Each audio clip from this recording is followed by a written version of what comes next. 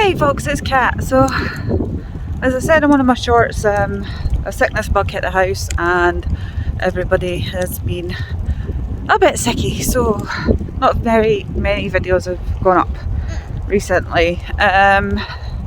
Little life update. Pre-COVID, my son was being assessed for learning disability diagnosis, which is now, I have been informed, intellectual disability diagnosis. And he was actually given that diagnosis. We just were not informed by CAMHS as his parents. So we got a formal apology from CAMHS, the people that were dealing with him directly, and his paediatrician, just because of how it all went down. Now, we didn't necessarily care, and I'm going to tell you why. This diagnosis does not impact or affect Nathan's life currently in the slightest. Nothing will change.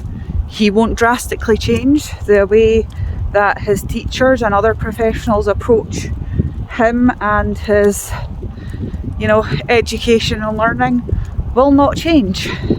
The only thing that will be affected potentially is in the future when we go to seek support for certain aspects of care that you can only potentially receive with an intellectual disability diagnosis. So that's that. It is what it is.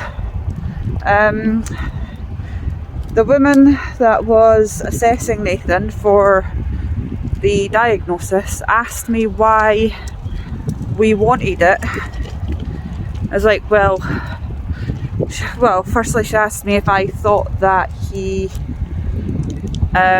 warranted a diagnosis. I was like, well, I don't have the necessary medical capacity to say whether he does or doesn't. Obviously, with Nathan's autism and his profound cognitive delays,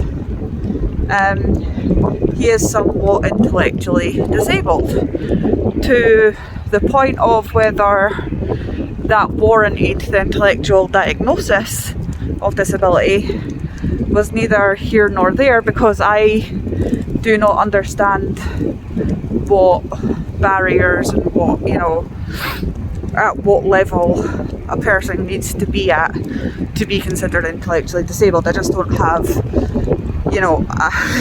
I am not a doctor, I don't have expertise to diagnose that, and that's basically exactly what I said.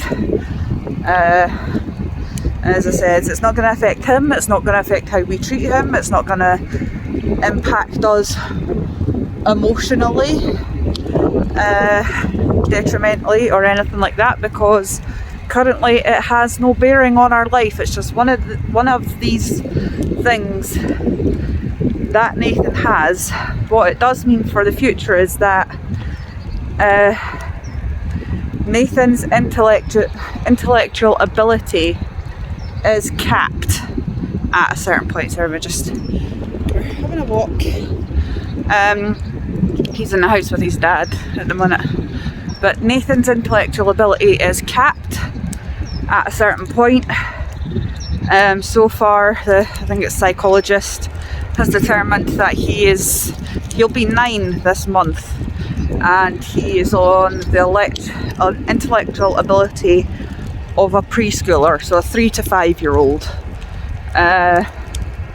And given that his numeracy skills already appear to be capping where they are, they have been capped for the past couple of years, and his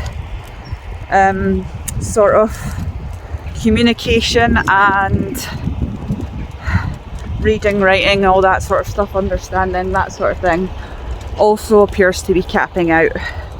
I don't think his intellectual age is going to get any higher than it is currently.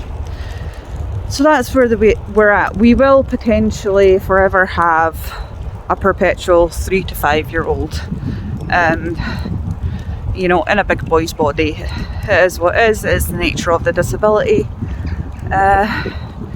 And we were wholly prepared to look after all of our children for the whole of our lives, as long as we can manage and are able to at home, you know, until the day they drag us away from them kicking and screaming, which I imagine is what they will have to do at some point, because neither myself nor my husband would ever give them up willingly if we thought we were able to look after them. Eowyn, as I've said before, has been referred for assessment. That has been accepted by the paediatrician and the child community health team. We are just waiting on an appointment for her to be seen, and she will have the same paediatrician as Nathan and my oldest. So thankfully she completely understands the family history, and she's the one that actually joked that when I was pregnant with Eowyn that she might be autistic as well. So yeah, I had a little bit of a chuckle like that, as you do. But anyway, that's it for just now, and thanks for watching.